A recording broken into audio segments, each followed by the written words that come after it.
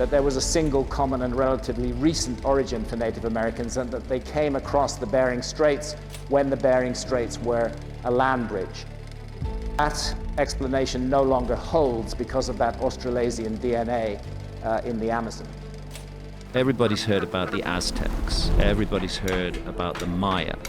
But before the Aztecs and before the Maya, there were a culture who are referred to as the Olmecs. I explored the Olmec mystery in considerable depth. At the turn of the 19th to the 20th century, an era brimming with curiosity and the spirit of discovery, the ancient civilizations of Mesoamerica began to captivate scholars and adventurers alike. This period, steeped in Victorian-era fascination, saw ancient cultures not as relics of the past, but as windows into a grand, albeit lost, world. The settlement story of the Americas is much more complicated than we've realized. Fueled by a mix of exploration, colonization, and a penchant for romanticizing the unknown, people were drawn to the mysteries that ancient societies held. Institutions in Europe and the United States, including museums and universities, recognized the value of understanding these indigenous civilizations. They began to fund expeditions, not just for the sake of collecting artifacts, but to delve deeper into the history and culture of these ancient peoples. This marked a significant shift in archaeology, transforming it from a quest for treasures to a scientific discipline focused on careful excavation and analysis. This is part of a curious mystery that is not unconnected to the genetic mystery.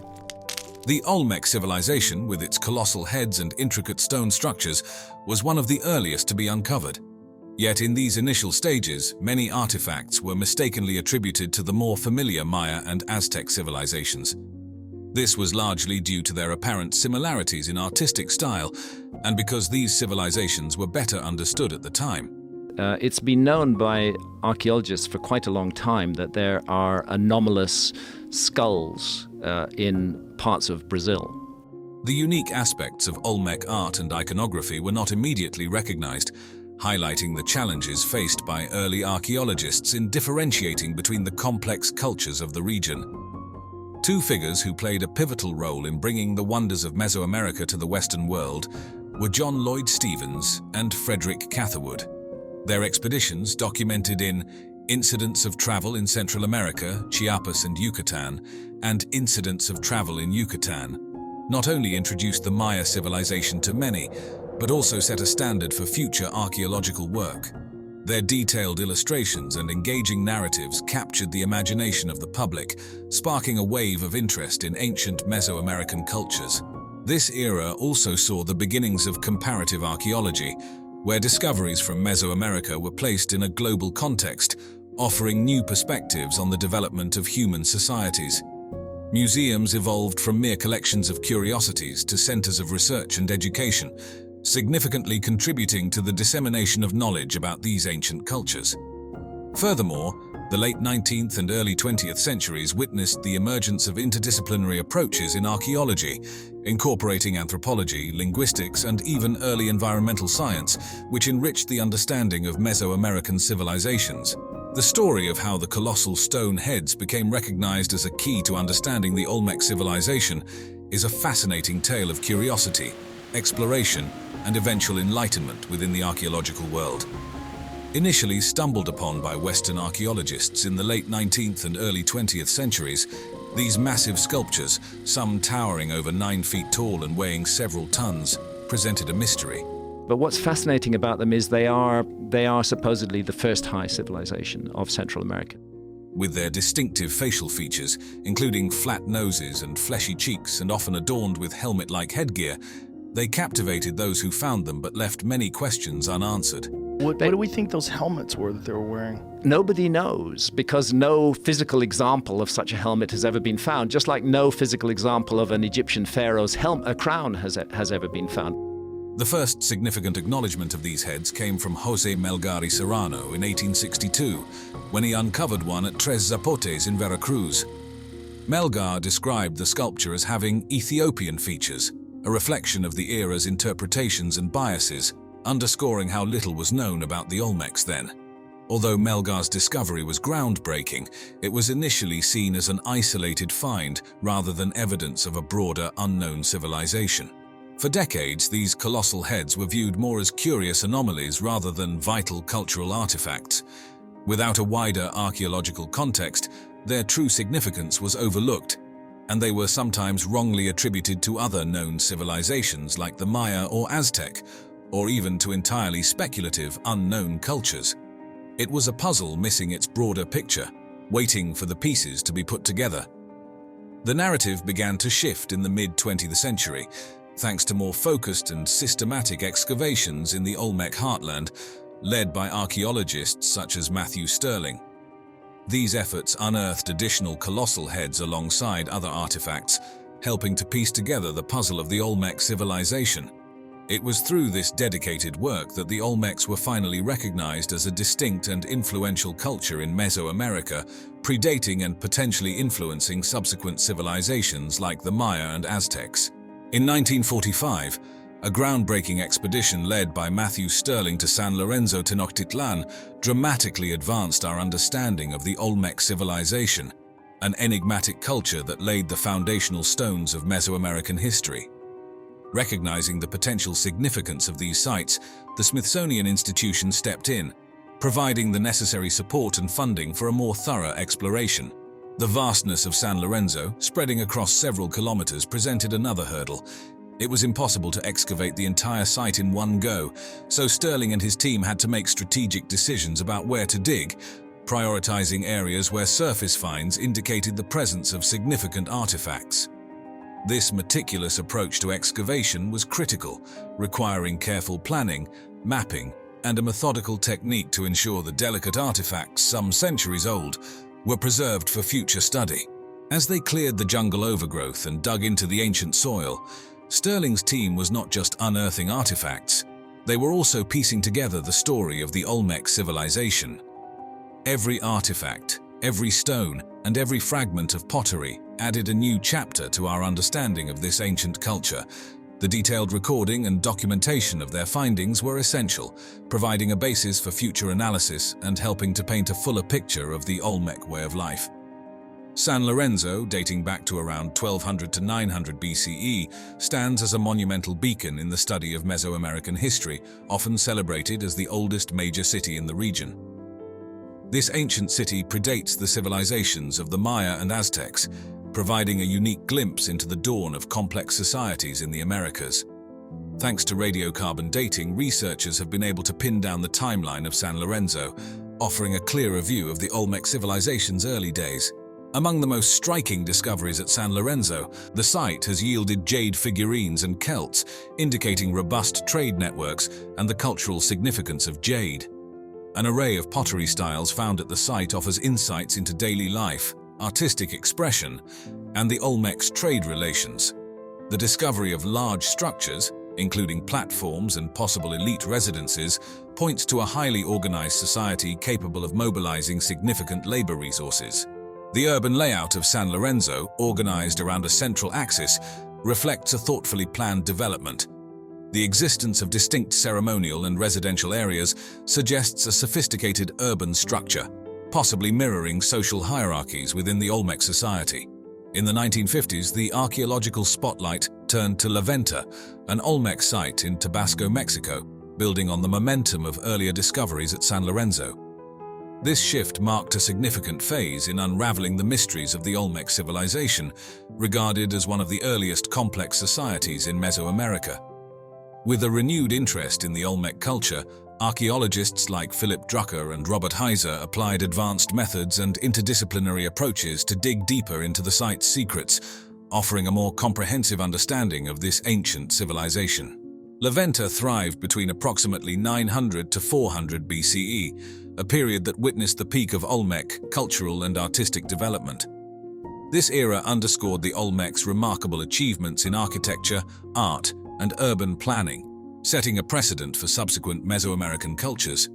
Among the distinct features of La Venta is the Great Pyramid, a monumental structure made of earth and clay, noted for its unique conical shape. Unlike the pyramidal structures that would later dominate Mesoamerican landscapes, The Great Pyramid's design and scale highlight the Olmec's advanced engineering skills and their capacity for organizing large-scale construction projects. This pyramid, along with other structures at the site, was aligned with celestial bodies, hinting at the Olmec's sophisticated understanding of astronomy and suggesting its role as a ceremonial and cultural hub. The systematic excavation efforts at La Venta brought to light not only architectural innovations but also a wealth of artifacts, including the iconic colossal heads carved from basalt, believed to represent rulers or significant figures within Olmec society. Similarly, altars adorned with intricate carvings provided glimpses into the civilization's mythology and rituals. La Venta also revealed complex burial sites and offerings, including serpentine mosaic pavements, which offered insights into the civilization's funerary practices and religious beliefs. These findings have been instrumental in piecing together the social structure, religious practices, and artistic achievements of the Olmec civilization, significantly influencing the study of Mesoamerican archaeology. However, the preservation of La Venta faces challenges due to the tropical climate and human factors, underscoring the importance of ongoing research and conservation efforts.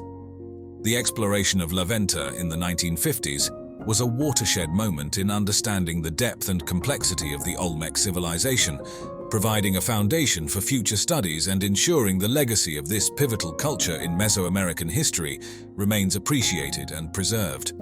There was a Spanish traveler who crossed the entire width of South America. Some years after the conquest of Peru had begun, he reported seeing huge cities. Within 100 years, other Spaniards were in there exploring. They couldn't find the cities. So they said, he must have made it all up. And that's what academia continued to say. And they're only being found now. Perched on the rugged hills overlooking the ancient city of Cusco, the capital of the Inca Empire, stands the majestic fortress of Sacsayhuaman. This colossal structure, crafted with mind-boggling precision and architectural genius, has withstood the ravages of time, silently guarding the secrets of a civilization long past. This is one of those cases where the science is even more sensational than the headlines. Imagine stones so large and perfectly fitted that not even a piece of paper can slide between them, and you begin to grasp the mystery and allure of Sacsayhuaman. This fortress, more than just a military bastion, is a testament to the Incas' advanced understanding of engineering, astronomy, and their profound connection to the natural world, challenging us to rethink our perceptions of the ancient world. Its story begins long before it caught the eye of Western historians and archaeologists, having been a significant part of local life and culture well before the Spanish conquest of the Inca Empire in the early 16th century. The horrendous catastrophe of the Spanish conquest. The Spanish sent ahead of them terrible diseases like smallpox. The Spanish first encountered Sacsayhuaman during their conquest of Cusco in 1533. Led by Francisco Pizarro and his brothers, the conquistadors were immediately struck by the grandeur and precision of the fortress, which was then a central feature of the Inca capital. Among the earliest and most vivid descriptions we have of Sacsayhuaman were penned by Pedro Sancho, Pizarro's secretary. Writing shortly after the fall of Cusco, Sancho's detailed accounts, alongside those of his contemporaries, provided a first glimpse into the size of the stones and the sophistication of the construction, laying a foundation for future archaeological investigations. That's me, for scale, standing beside that block. As the 19th century rolled around, the ruins of Sacsayhuaman piqued the interest of international travelers and scholars, spurred on by the growing field of archaeology. Notable among these was Ephraim George Squire, who visited Peru in the 1860s. His detailed sketches and descriptions further fueled worldwide interest and brought more attention to the site's historical and architectural significance. By the early 20th century, the first systematic studies were underway, mapping the site's structures and attempting to understand its historical context. However, these early efforts were often limited by the techniques of the time and a colonial mindset that occasionally misinterpreted the site's purpose and construction.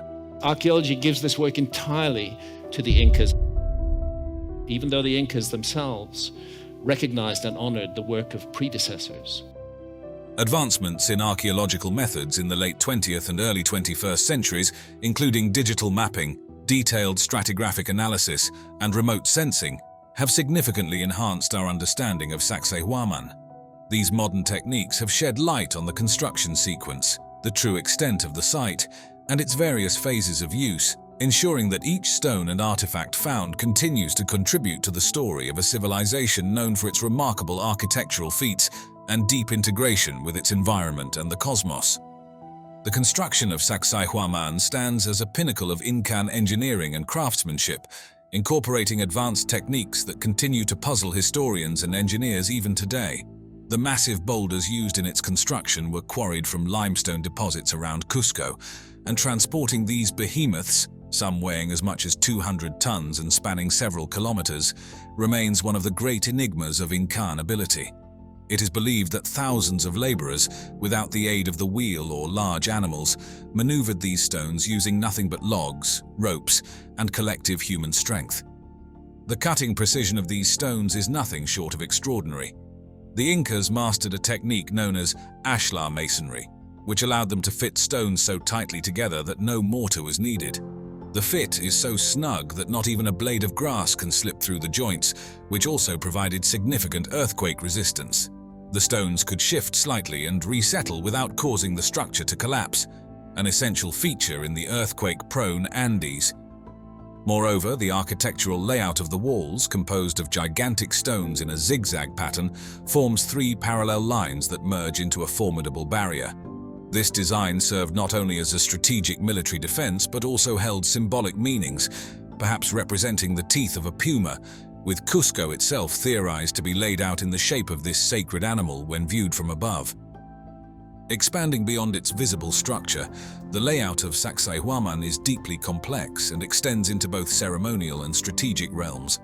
The zigzag walls, stretching over 600 meters, seem to echo the jagged peaks of the Andes themselves, blending the natural landscape into its sacred architecture. This design not only provided a stunning aesthetic connection to its surroundings, but also reflected the Incas' profound reverence for nature and the deities believed to reside within these natural elements. Researchers have also suggested that Sacsayhuaman's design incorporates an acoustic feature. Tests have shown that sounds made at certain points within the complex can be clearly heard across vast distances without any echo, indicating a sophisticated understanding of sound dynamics. This acoustical engineering would have been particularly advantageous during large gatherings and ceremonies, allowing leaders' voices to be projected to extensive crowds. Additionally, the site's astronomical significance is highlighted by the orientations of its walls and specific architectural features, which align with celestial events such as solstices and equinoxes. Continuing with the architectural and engineering marvels of Sacsayhuaman, the Incas demonstrated remarkable ingenuity in water management by incorporating an advanced drainage system within the construction. This system was critical in handling the heavy rainfalls typical of the region, effectively preventing erosion and water damage to the structure. Alongside this, the tiered terraces not only provided a robust defense mechanism, but were also ingeniously used to manage soil erosion and fertility, likely supporting gardens or smaller structures within the complex. When comparing Sacsayhuaman to another iconic Inca site, Machu Picchu, some intriguing differences and similarities emerge, particularly in terms of purpose, function, and construction techniques. Sacsayhuaman, often misconceived solely as a fortress due to its massive walls and strategic location, primarily served as a ceremonial site and a symbol of imperial power and divine authority. In contrast, Machu Picchu, built around the mid-15th century, functioned as a royal estate for Emperor Pachacuti and was heavily focused on religious ceremonies and astronomical observations. The construction styles of these two sites also reflect their differing roles and philosophies. Sacsayhuaman is characterized by the use of enormous stones, meticulously fitted together without the use of mortar. This construction technique, showcasing large-scale monumental architecture, was likely intended to display power and durability. On the other hand, Machu Picchu, while also renowned for its precision stonework, utilizes smaller, more regularly shaped stones that integrate seamlessly with the natural landscape, reflecting an overarching philosophy of harmony and balance with nature. Moreover, the locations and overall designs of Sacsayhuaman and Machu Picchu further highlight their distinct purposes. Sacsayhuaman's position on a high plateau overlooking Cusco gives it a robust, militaristic and expansive design, symbolizing its role as a guardian over the capital. In stark contrast, Machu Picchu is nestled between mountain peaks, often enshrouded in mist, creating a more secluded and mystical ambience that is designed to blend into its mountainous surroundings, emphasizing its spiritual and retreat-like nature. These strategic choices in location and design not only served practical purposes, but also conveyed the spiritual and cultural values of the Inca civilization. Continuing the exploration of Incan architectural ingenuity, Sacsayhuaman not only stands out as an architectural and ceremonial masterpiece, but also as a strategic military fortress, exemplifying the Incas' deep understanding of military tactics and effective landscape utilization. Its defensive characteristics are meticulously designed, blending the natural and constructed environments seamlessly. Strategically perched on a hill overlooking Cusco, Sacsayhuaman's elevated position offered the Incas a crucial vantage point from which they could observe any approaching threats. This advantageous positioning provided ample time to prepare defenses or mount counterattacks, making it an integral part of the region's security. Access to Sacsayhuaman was deliberately limited, with a few heavily guarded entrances. These were intentionally designed to be narrow, forcing attacking forces to enter in reduced numbers and become vulnerable to attacks from defenders positioned along the walls above and to the sides. Within the walls, the arrangement allowed for excellent visibility and easy communication between different sections of the fortress. Signal fires and other forms of visual messaging were used to coordinate defensive efforts across Sacsayhuaman and with other nearby fortifications, further enhancing its defensive capabilities. When comparing the defensive structures of Sacsayhuaman with those of medieval European castles, like the iconic Edinburgh Castle in Scotland, several intriguing contrasts and similarities come to light. Unlike the stone and mortar construction typical of European castles, Sacsayhuaman's walls were crafted using the ashlar technique, which involves fitting stones together without mortar. This technique not only provided significant earthquake resistance, but also ensured there were no weak points like mortar that could be easily undermined or eroded. Both Sacsayhuaman and many medieval castles share the strategic positioning on elevated ground, a common defensive feature that underscores the universal tactical advantage of controlling high ground. This strategic similarity highlights the shared understanding of defensive architecture across different cultures and epochs, each adapting to their unique environments and technological capabilities. But what's fascinating about them is they are supposedly the first high civilization of Central America, that they create structures on a massive scale, that you can see connections between them and the later Maya. For the Maya, the Milky Way was a particularly important feature of the heavens. They conceived of it as the road that led to their netherworld, Xibalba. In the verdant lands of Central America, the ancient Maya civilization flourished with a mysterious brilliance that continues to captivate the world. Among the many enigmas they left behind, their profound understanding of astronomy stands as a testament to their intellectual prowess.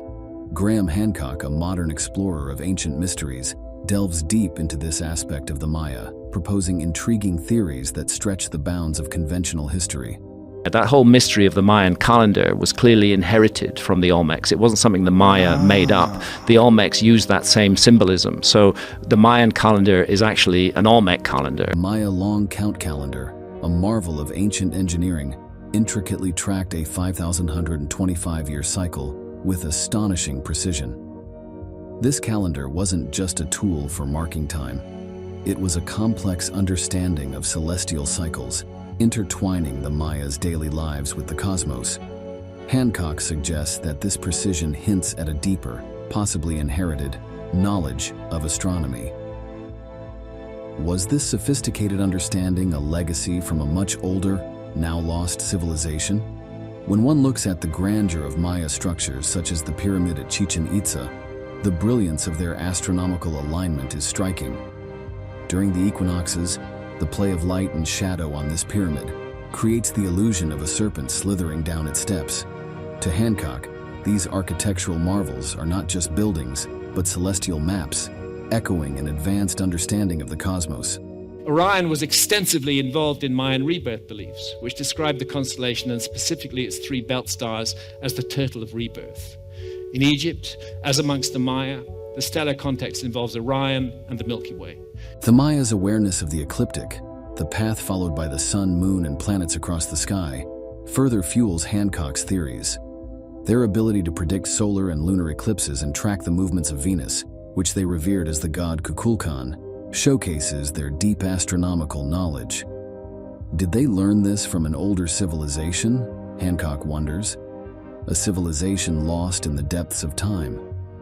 Hancock theorizes that the Maya might have been part of a vast network of ancient civilizations, sharing knowledge across seas and continents. This global maritime culture, as he envisages, could have been a conduit for transferring advanced astronomical and architectural knowledge to the Maya. The architectural designs of the Maya, seen in their pyramids, temples, and cities, reflect a level of technological and engineering skill that seems almost ahead of their time. Were these skills handed down from a previous, more advanced civilization? The mathematical systems of the Maya, including their use of zero, a concept rare in the ancient world, were integral to their astronomical calculations. Hancock proposes that this mathematical sophistication, too, might be a legacy from a forgotten civilization. We're not what it's all about at all. That there may have been an earlier civilization that reached a high level of advancement, perhaps different from ours, but nevertheless an advanced civilization, which was just taken out of the story completely by a global cataclysm. In a tale woven from the threads of ancient mysteries, Graham Hancock, a modern-day seeker of lost truths, presents a fascinating theory. He imagines a world where an advanced civilization, predating the ancient cultures known to history, once thrived. This civilization, possibly flourishing before the last ice age ended around 10,000 BCE, was a beacon of knowledge in fields like astronomy, architecture, and mathematics. Hancock's story tells of a society whose influence stretched far beyond its own time and space, touching various corners of the ancient world, including the enigmatic Maya civilization. I think, and it's my case, that it wiped our memory of a previous episode of human civilization, that right at the epicenter of this cataclysm was a civilization that we would regard as advanced, not a simple hunter-gatherer civilization, which was utterly wiped out in this cataclysmic event. However, this ancient global society in Hancock's story faced a dramatic and catastrophic end. He hypothesizes that a cataclysmic event, such as a comet impact or a massive flood, nearly obliterated this civilization. But not all was lost. The survivors, carrying the torch of their advanced knowledge, ventured out into the world. These bearers of ancient wisdom found their way to other, less advanced societies and shared their knowledge, planting the seeds for new civilizations to grow. Among these were the Maya, who, in Hancock's view, may have been one of the many inheritors of this ancient legacy. Hancock points to the Mayas' remarkable architectural and astronomical achievements as evidence of this influence. The precision of their calendar systems, their understanding of celestial cycles, and the alignment of their buildings with astronomical events are, in his narrative, not just the fruits of their own ingenuity, but possibly a heritage from a civilization lost in the mists of time. He draws parallels between the architectural styles, religious beliefs, and astronomical knowledge found across various ancient cultures, suggesting these similarities might be remnants of a shared source of ancient wisdom. Because we now know that at that time, between 12,800 and 11,600 years ago, truly global cataclysmic events involving rapid rises in sea level did occur, and suddenly the worldwide tradition of a global flood stops being just a myth and starts being a memory. In a narrative that intertwines the mysteries of ancient seas with the Maya calendar, Graham Hancock, a storyteller of history's hidden chapters, brings to life his theories of a bygone era. He paints a picture of an ancient world, not fragmented by vast oceans, but connected through them. This world, according to Hancock, was home to a sophisticated global maritime culture. This culture, adept in the art of navigation and shipbuilding, embarked on extensive sea voyages, knitting together the far-flung civilizations of the ancient world. Hancock's tale is not just about the movement of ships, but also about the flow of ideas, technologies, and beliefs. He sees the similarities in architectural styles and construction techniques across different ancient cultures as whispers of a shared knowledge, possibly disseminated through this maritime network. In this story, ancient seafarers are the unsung heroes, ferrying not just goods but also the seeds of culture and religion across the world's watery expanse.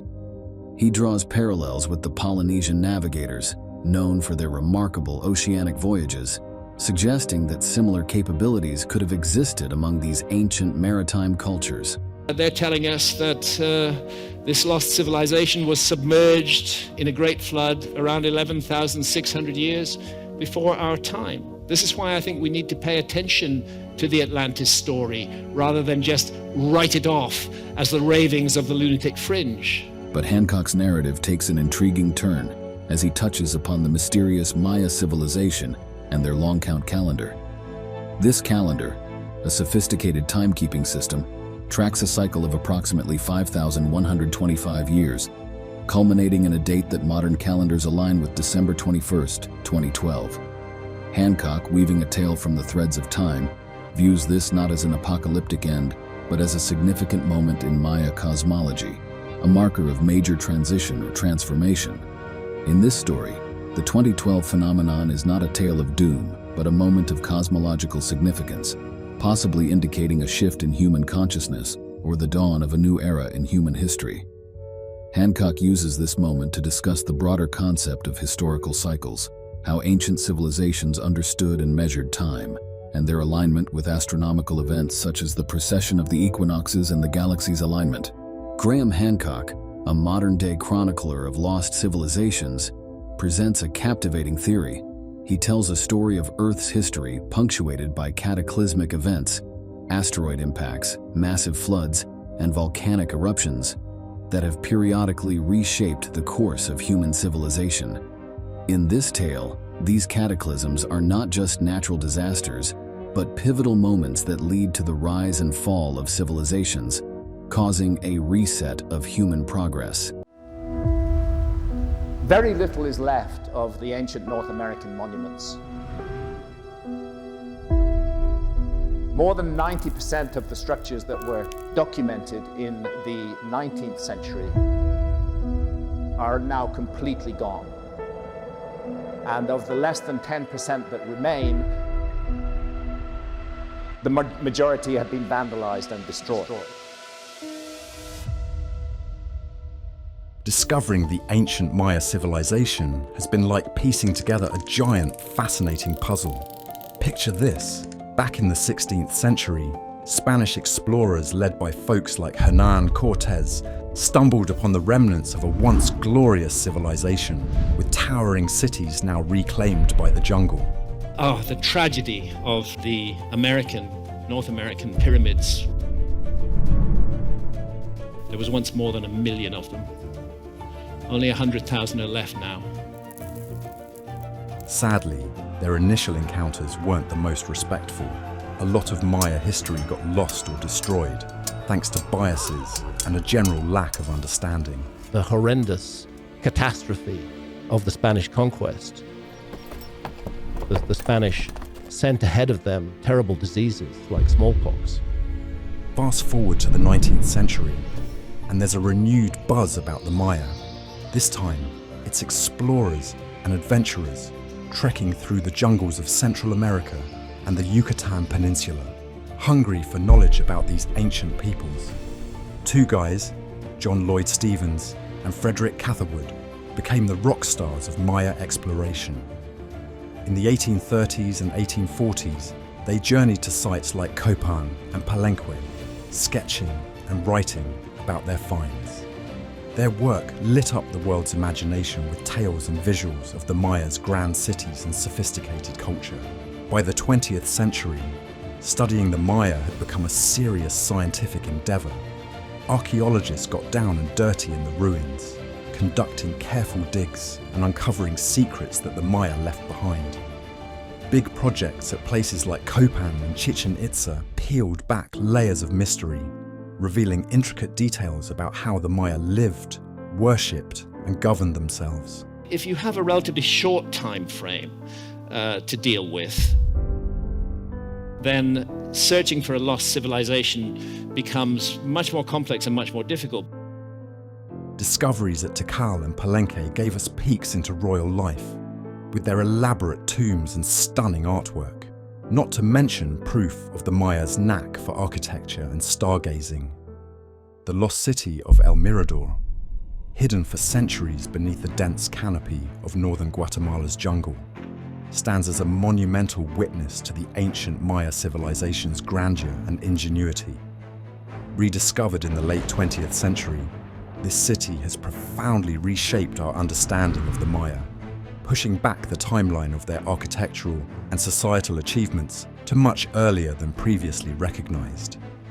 Flourishing from the 6th century BCE, El Mirador was a preeminent city in the Maya world during the pre-classic period, centuries before the rise of the more commonly known classical Maya cities such as Tikal and Palenque. Its scale and complexity are astonishing, with sprawling urban centers, elaborate plazas, and sophisticated water management systems, including reservoirs and canals, that supported a densely populated area at its zenith. The centerpiece of El Mirador is the colossal La Danta Pyramid. Towering above the forest, La Danta is not just the largest pyramid in the Maya world, but also one of the most massive ancient structures in the world by volume. The pyramid's base covers an area larger than 9 football fields, and it rises to a height of approximately 230 feet. Constructing La Danta would have required moving millions of cubic meters of earth and stone. A staggering feat given the absence of metal tools, the wheel, or domesticated beasts of burden. This monumental effort underscores the advanced engineering skills and social organization of the Maya, capable of mobilizing and sustaining such a large workforce. El Mirador's discovery also brought to light an extensive network of raised causeways, known as Sacbiob, connecting it with other cities and settlements across the region. These causeways facilitated trade, movement, and possibly acted as political and ceremonial pathways, illustrating the city's importance as a regional hub. One of the most intriguing theories about El Mirador, and the pre-classic Maya in general, concerns the reasons for the city's decline and eventual abandonment around the end of the first millennium BCE. Researchers speculate that extensive deforestation and the demands of large-scale agriculture may have led to environmental degradation, reducing the city's ability to support its population. This theory suggests a cautionary tale about the sustainability of human-environment interactions, echoing modern concerns about environmental management and conservation. Comparatively, El Mirador and its monumental architecture can be paralleled with ancient Egypt's Old Kingdom, which was contemporaneously constructing its own colossal structures, including the pyramids of Giza. Both civilizations achieved remarkable architectural feats without the advantages of modern technology, relying instead on a profound understanding of engineering, astronomy, and mathematics. However, whereas Egypt's pyramids served primarily as tombs for pharaohs, Maya pyramids like La Danta were multifunctional, serving as temples and possibly observatories, reflecting the Mayas' integrated approach to religion, governance, and science. The decipherment of the Maya script stands as one of the most enthralling detective stories in the history of archaeology and linguistics. For centuries, the intricate hieroglyphs carved into stone monuments, painted on pottery, and written in the few surviving bark paper books remained a locked treasure trove of the ancient Maya civilization's wisdom. The breakthrough in the 20th century, primarily attributed to the insights of Russian linguist Yuri Knorozov, transformed our understanding of the Maya, unveiling a civilization rich in history, culture, and scientific knowledge. The Maya script is a complex system of glyphs which had stumped scholars for years. Early attempts at decipherment were hampered by the assumption that the script was purely ideographic, representing ideas rather than sounds, much like the Egyptian hieroglyphs before their decipherment.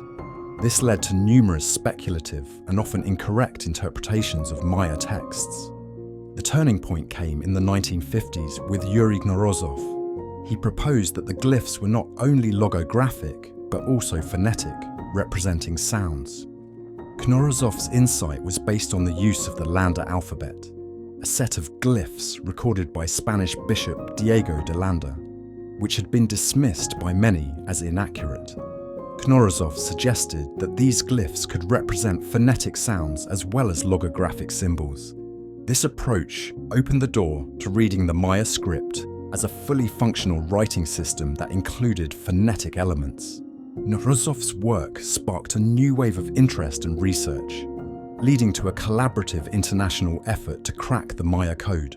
Scholars such as David Kelly, Tatiana Proskouriakov, and later Linda Scheller and David Stewart, among others, made significant contributions. Proskouriakov, in particular, was instrumental in demonstrating that many inscriptions were historical records of Maya rulers and their deeds, rather than purely mythological texts as previously thought. This shifted the direction of Maya epigraphy towards historical reconstruction. One fascinating theory that has emerged from the study of Maya texts is the advanced nature of Maya astronomy and mathematics. The decipherment of the Dresden Codex, one of the surviving Maya books, revealed complex tables for predicting lunar and solar eclipses, the movements of the planet Venus, and the cycles of the Maya calendar. At the heart of their astronomical studies was the observatory at Chichen Itza, known as the Caracol. This structure, with its distinctive round dome and strategically placed openings, served as a window to the heavens, allowing Maya astronomers to accurately track the movements of Venus, the Sun, and other significant celestial entities. The precise alignment of the Caracol's windows with these celestial bodies' appearances and disappearances throughout the year underscores the Mayas' advanced architectural skills and their capacity to harmonize their construction efforts with their extensive knowledge of astronomy. This integration of astronomy into various aspects of Maya life highlights a civilization that valued the stars not merely as subjects of curiosity, but as essential guides for earthly endeavors. The Mayas' legacy in astronomy, evidenced by their codices, observatories, and calendars, offers a glimpse into a society that found harmony in the cosmic order and sought to align its terrestrial activities with the celestial rhythm. It's a tale not too dissimilar to the story of the Rosetta Stone and the Egyptian hieroglyphs, but with a twist. You see, the Rosetta Stone was like getting the cheat codes to understand Egyptian hieroglyphs because it had translations right there.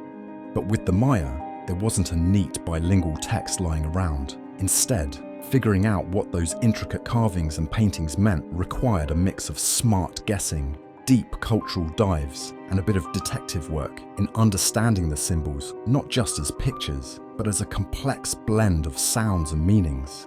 Now imagine trying to understand a writing system that's not only about what things are, but also how they sound. And that's what the Maya script is all about. It's this incredible collection of over 800 different glyphs, making it one of the showiest, most elaborate scripts you could lay your eyes on. And the coolest part, we're still unlocking the secrets of this ancient script. The Maya script's ongoing decipherment is a reminder that history isn't just about looking back. It's a story that keeps evolving as we learn more. It's interesting that the patterns are geometrical. Someone made it, Yeah. and it involved a very large amount of organized labor in order to make it. There had to be the will and the intent in order to do that. Nestled on the outskirts of Cusco, the once thriving capital of the Inca Empire, lies the enigmatic site of Sacsayhuaman. This marvel of ancient engineering has captured the imagination of historians and archaeologists alike, thanks to its remarkable architectural features. I would prefer to propose, and I have proposed, that what we're looking at is evidence of some kind of transfer of technology, that people came into that area who had other knowledge. The site, believed to have been a royal estate or a sacred space for Inca leaders, is most famous for its colossal stone walls, forming three-tiered terraces that zigzag across the landscape like the teeth of some giant beast.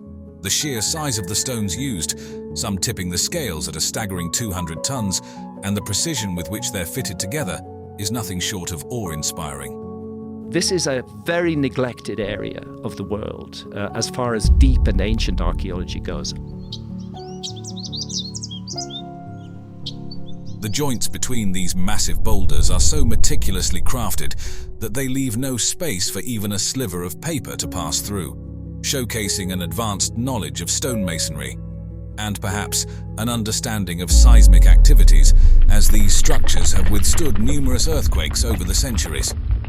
While mainstream archaeology attributes these feats to the Incas' sophisticated engineering skills, using simple but effective tools and techniques, Graham Hancock invites us to ponder a more mysterious origin. A curious mystery that is not unconnected to the genetic mystery. He speculates that the Inca might have been heirs to a legacy of knowledge and technology from a bygone civilization, now lost to history. This theory suggests that the astonishing precision and durability of Sacsayhuaman's walls could be evidence of an advanced pre-Inca society that had mastered construction techniques far beyond what was previously imagined for their time. Hancock's fascination doesn't stop at the construction techniques.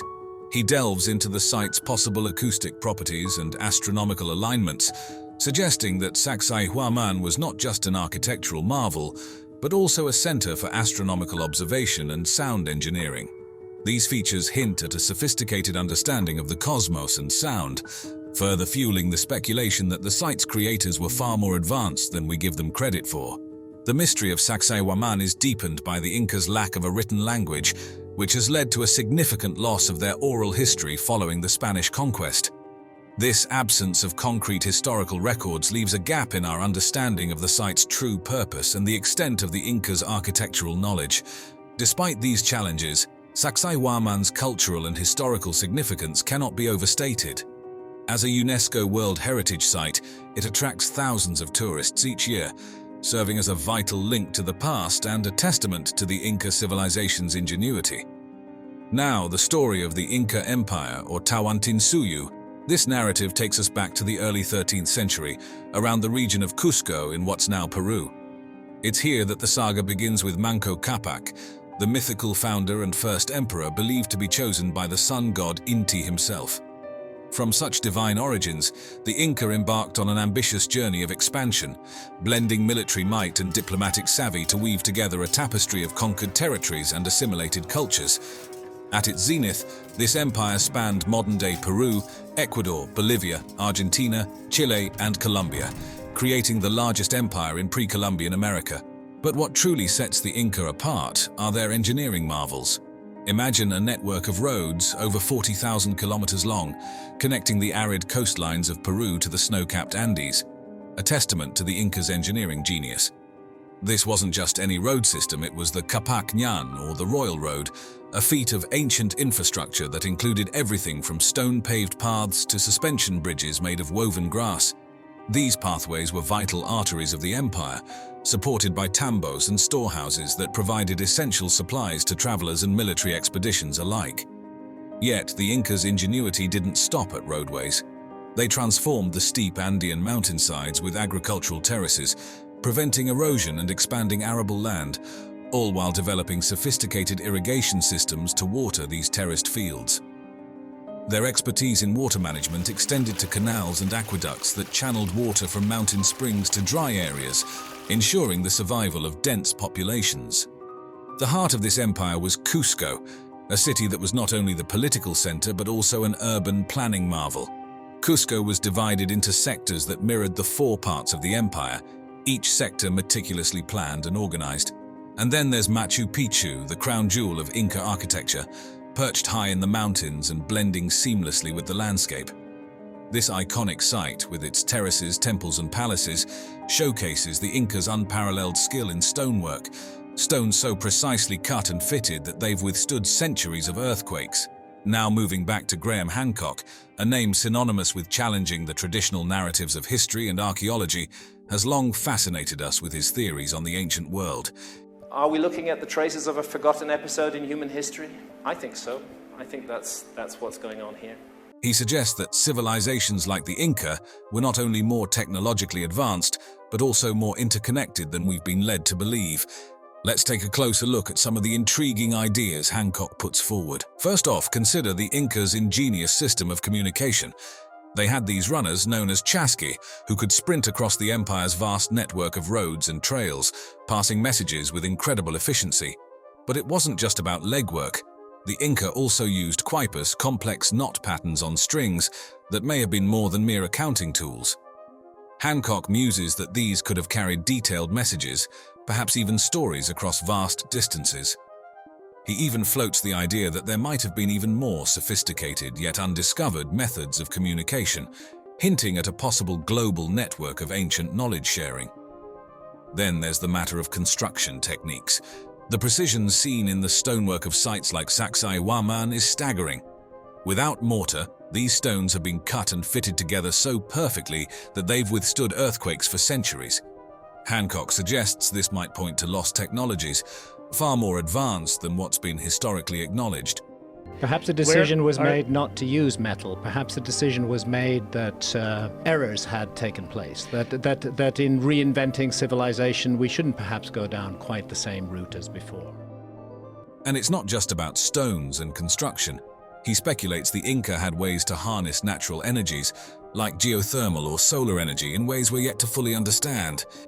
Hancock doesn't stop there. He observes how the Incas' agricultural practices, from terracing to sophisticated irrigation, showcase a sustainable way of living with the environment, possibly part of a broader, now-lost knowledge of ancient civilizations. This idea of sustainability, coupled with their architectural and engineering feats, paints a picture of a society that was not only advanced but deeply in tune with the natural world. Moreover, Hancock draws parallels between the architectural styles, religious beliefs, and cultural practices across different ancient civilizations. The similarities in megalithic constructions across South America, Egypt, and Asia, the use of psychoactive plants in spiritual rituals, and even practices like cranial deformation and mummification suggest a web of cultural exchange or influence that spans the globe. Graham Hancock, a name often associated with thinking outside of the box. Among his many interests, the Inca Empire stands out for its sophisticated communication networks and astronomical know-how, areas where Hancock's ideas veer sharply from the mainstream narrative. Hancock looks at the Incas' architectural marvels, like the precision-engineered Temple of the Sun at Machu Picchu, and sees a civilization deeply in tune with the cosmos. These buildings weren't just about looking pretty. They aligned with celestial events like the solstices and equinoxes, serving both practical agricultural needs and the ceremonial calendar. It's this star-aligned architecture that leads Hancock to ponder if the Incas' cosmic knowledge was inherited from an even older global civilization, suggesting a world where ancient peoples shared a sophisticated understanding of astronomy long before it was thought possible. Hancock's theories, while met with skepticism from the academic establishment, undeniably add zest to the ongoing dialogue about our ancestors. By proposing that the Inca were part of a technologically advanced and interconnected ancient world, he challenges us to rethink what we thought we knew about the past. Whether you're a believer or a skeptic, Hancock's insights into the Inca Empire invite us all to explore the mysteries of ancient civilizations with fresh eyes, reminding us that history is anything but written in stone. Have you ever imagined stumbling upon a city lost to time, hidden beneath the earth for centuries? Large cities flourished in the Amazon. Enormous cities. When you have written documents that have survived, if you can translate those documents, you can begin to get a fair sense of how history was unfolding. It's a very treacherous and dangerous place to be. Can you just imagine what other mysteries lie in await of human discovery with all the untouched areas of the world? Explorations and archaeological discoveries in jungle environments have significantly expanded our understanding of ancient civilizations. These lush, often formidable environments have hidden the remnants of societies from the prying eyes of modern civilization until relatively recently. But now, with newer technologies, we are able to look into these jungles without having to venture on foot. The lost city of the monkey god, also known as La Ciudad Blanca or the White City, has been shrouded in mystery and legend for centuries. Tucked away in the dense and nearly impassable jungles of the Mosquitia region in Honduras, this enigmatic city captured the imagination of explorers, historians, and archaeologists who dreamed of uncovering a forgotten civilization. It first came into the limelight with aerial photographs in 1939 suggesting its existence, but it was not until the use of LiDAR technology in 2012 that significant discoveries were made. LiDAR, which stands for light detection and ranging, uses laser light to map the ground below dense forest canopies, revealing hidden structures like plazas, mounds, and an impressive pyramid, which confirmed the presence of a major pre-Columbian settlement. Further explorations on the ground uncovered stone sculptures with Maya-like iconography, intricate terraces likely used for agriculture, and large communal plazas, all suggesting a bustling ancient community. The architecture seen here, especially the pyramid, aligns with traditional Mesoamerican styles, indicating a complex society that once thrived in what is now a remote and difficult-to-access area. The city's location, deep within the Mosquitia's diverse yet hostile rainforests, shielded it from modern looters and remained a daunting challenge for archaeologists due to the harsh conditions. Local myths have added to the allure of La Ciudad Blanca, with tales suggesting the area is protected by supernatural forces and cursed, a narrative possibly rooted in the indigenous reverence for their spiritual and cultural heritage. This has given rise to various names for the city, including the City of the Monkey God, where legend has it that a giant simian deity resided. The comparison of this site to Machu Picchu, discovered by Hiram Bingham in 1911, highlights stark differences. While Machu Picchu's high Andean location and dry climate helped preserve its structures, La Ciudad Blanca faces the relentless forces of a wet jungle that rapidly degrades man-made constructions and is fraught with perilous wildlife and diseases, making explorations particularly risky. Despite these challenges, La Ciudad Blanca is as much an ecological treasure as it is an archaeological one. Positioned in a largely untouched jungle area, it plays a vital role in local biodiversity. The ongoing explorations are slowly unraveling the complexities of Mesoamerican cultures and their interconnectedness, providing valuable insights into how ancient civilizations managed to adapt and flourish in some of the most challenging environments on Earth. Each discovery at this site contributes essential pieces to our understanding of human history in the Americas, promising more revelations from this mystical city as research continues. Machu Picchu, often hailed as the lost city of the Incas, is a marvel of ancient engineering and design, first brought to global attention by historian Hiram Bingham in 1911. This well-preserved site, nestled between the Andean mountain peaks of Peru and above the Urubamba River Valley, offers not only breathtaking views but also a window into the sophisticated society of the Incas. The city's layout and the assembly of its buildings, large stone blocks cut and fitted together without mortar using a technique known as ashlar, reflect a high degree of architectural skill and understanding of seismic structural integrity, important in the earthquake-prone Andes. The urban design of Machu Picchu includes distinct residential, religious, and agricultural zones, optimally arranged to use the steep terrain to their advantage. Among its most significant structures are the Intihuatana stone, believed to have served as an astronomical clock or calendar, the Temple of the Sun, whose circular construction is aligned with the solstices, and the Room of the Three Windows, which holds cosmological importance and is positioned to catch the first rays of morning light. Thought to have been built in the 15th century as a retreat for Inca Emperor Pachacuti, Machu Picchu resembles more a royal estate than a city. It was a place for nobles, priests, and servants, with over 150 buildings from baths and houses to temples and sanctuaries, serving a variety of residential and ceremonial purposes. Its secluded location high above the Sacred Valley also kept it hidden from the Spanish conquistadors, preserving its mysteries until the early 20th century. The surrounding area of Machu Picchu is as ecologically diverse as it is visually stunning.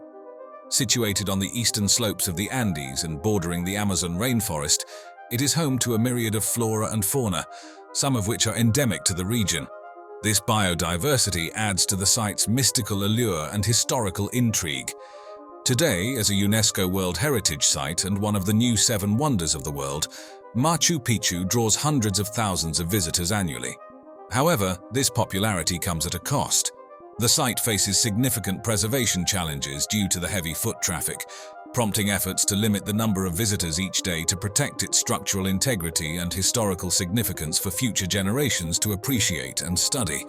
Moving on deep into the jungle, El Mirador, nestled in the Maya Biosphere Reserve in Guatemala, was rediscovered in 1926 and has been a goldmine of information on the pre-classic Maya civilization ever since. Flourishing from the 6th century BC to the 1st century AD, this ancient city's monumental architecture rivals even those from later Maya periods, offering a deep dive into the sophistication of early Maya engineers and architects. The city is perhaps best known for La Danta Temple, one of the largest pyramids in the world by volume. This massive structure stands about 70 meters tall and covers nearly 7 acres at its base. Its size and the effort required to build it are a testament to the advanced organizational skills of the Maya. Constructing La Danta involved quarrying and transporting enormous quantities of stone and earth, demanding a sophisticated understanding of engineering and logistics. The temple likely served as a central hub for rituals and community gatherings, playing a vital role in the religious and ceremonial life of El Mirador. Another significant structure, El Tigre, stands nearly 55 meters high and serves as a symbol of Maya religious and political power. Positioned strategically within the city, it likely hosted various communal and ceremonial activities, possibly even aligning with astronomical events. The Triadic Pyramids, unique to El Mirador and similar pre-classic cities, feature a large central pyramid flanked by 2 smaller ones, all on a single platform. This configuration might have represented a sacred trio of Maya deities and was crucial for the city's spiritual life. El Mirador's urban planning was also remarkably sophisticated, with an intricate network of causeways known as sac bays, linking major city structures. These are among the earliest known roads in the Americas and highlight the city's advanced urban planning capabilities.